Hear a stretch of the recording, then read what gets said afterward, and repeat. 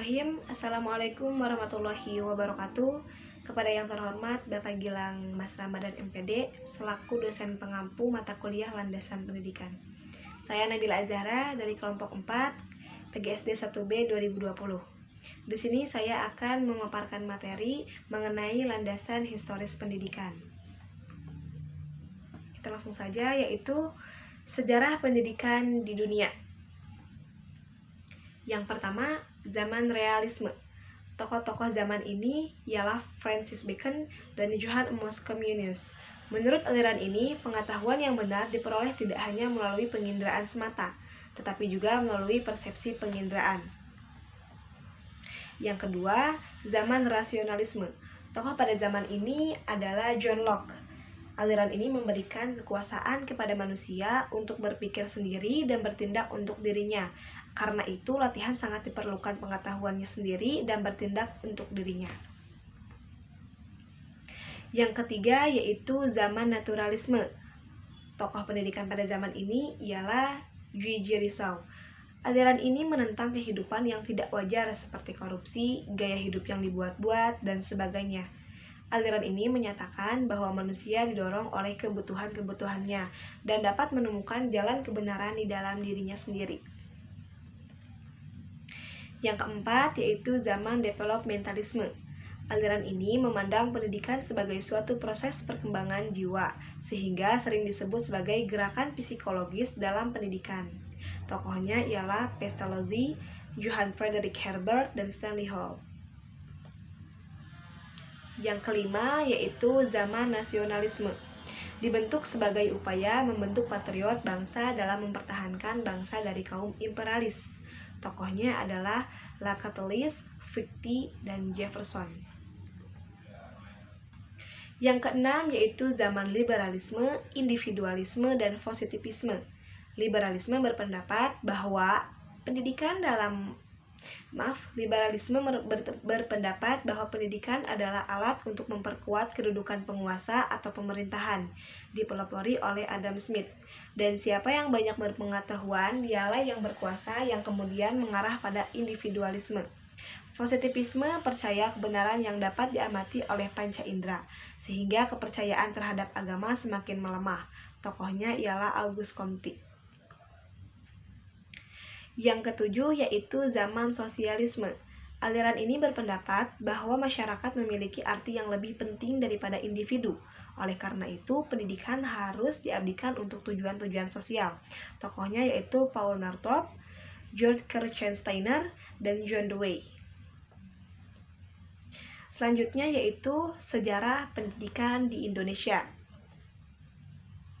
Yang pertama, zaman pengaruh Hindu dan Buddha. Hinduisme dan Buddhisme datang ke Indonesia sekitar abad ke-5.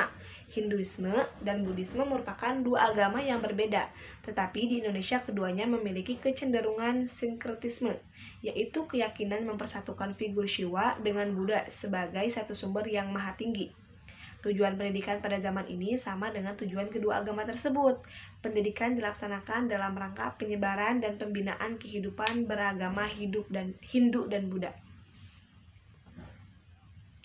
Yang kedua yaitu zaman pengaruh Islam atau tradisional. Islam mulai masuk ke Indonesia pada akhir abad ke-13 dalam mencakup sebagian besar Nusantara pada abad ke-16. Perkembangan pendidikan Islam di Indonesia sejalan dengan perkembangan penyebaran Islam di Nusantara, baik sebagai agama maupun sebagai arus kebudayaan. Pendidikan Islam pada zaman ini disebut pendidikan Islam tradisional.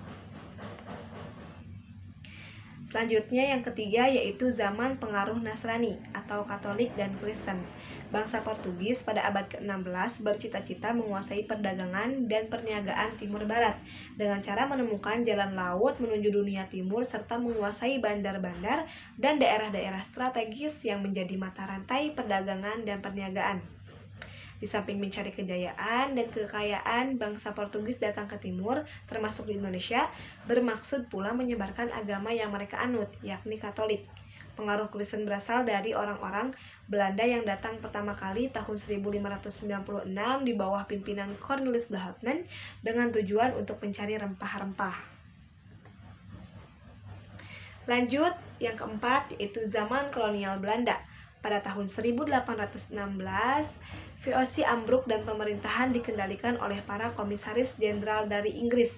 Ide-ide liberal aliran Ukflarung atau Enlightenment yang mengatakan bahwa pendidikan adalah alat untuk mencapai kemajuan ekonomi dan sosial, banyak mempengaruhi mereka. Oleh karena itu, kurikulum sekolah mengalami perubahan radikal dengan masuknya ide-ide liberal tersebut. Pada awalnya, kurikulum ini hanya diterapkan untuk anak-anak Belanda selama setengah abad pada abad ke-19. Setelah tahun 1848, dikeluarkanlah peraturan pemerintah yang menunjukkan bahwa pemerintah lambat laun menerima tanggung jawab yang lebih besar atas pendidikan anak-anak di Indonesia sebagai hasil perdebatan di parlemen Belanda dan mencerminkan sikap liberal yang lebih menguntungkan rakyat Indonesia. Selanjutnya, yang kelima yaitu zaman kolonial Jepang. Masa Jepang, kegiatan pendidikan dan pengajaran menurun, akibatnya angka buta huruf meningkat. Oleh karena itu, diadakannya program pemberantasan buta huruf yang dipelopori oleh Putara. Namun, di bidang pendidikan Jepang telah menghapus dualisme pendidikan dari penjajah Belanda dan menggantikannya dengan pendidikan yang sama bagi semua orang. Yang keenam yaitu zaman kemerdekaan. Tujuan pendidikan belum dirumuskan dalam suatu undang-undang yang mengatur pendidikan. Sistem persekolahan di Indonesia yang telah dipersatukan oleh penjajah Jepang terus disempurnakan. Namun dalam pelaksanaannya belum tercapai sesuai dengan yang diharapkan. Bahkan banyak pendidikan di daerah-daerah tidak dilaksanakan karena faktor keamanan para pelajarnya. Yang ketujuh yaitu zaman Orde Lama.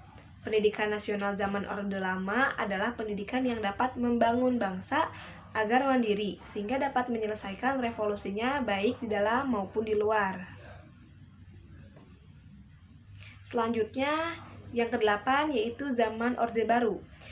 Menurut Orde Baru, pendidikan adalah usaha sadar untuk mengembangkan kepribadian dan kemampuan di dalam sekolah dan di luar sekolah, berlangsung seumur hidup dan dilaksanakan di dalam lingkungan rumah tangga, sekolah, dan masyarakat. Pendidikan pada masa ini memungkinkan adanya penghayatan dan pengamalan Pancasila secara meluas di masyarakat, tidak hanya di dalam sekolah sebagai mata pelajaran di setiap jenjang pendidikan. 9 yaitu zaman reformasi. Masa reformasi ini pada awalnya lebih banyak bersifat mengejar kebebasan tanpa program yang jelas. Sementara itu, ekonomi di Indonesia semakin terpuruk, pengangguran bertambah banyak, demikian juga halnya dengan penduduk miskin. Korupsi semakin hebat dan semakin sulit diberantas. Namun demikian, dalam bidang pendidikan ada perubahan-perubahan dengan munculnya Undang-Undang Pendidikan yang baru dan mengubah sistem pendidikan sentralisasi menjadi sistem desentralisasi. Di samping itu, kesejahteraan tenaga kependidikan perlahan-lahan meningkat dan peningkatan kualitas profesional. Itu saja yang dapat saya sampaikan. Kurang lebihnya mohon maaf. Sekian dan terima kasih. Wassalamualaikum warahmatullahi wabarakatuh.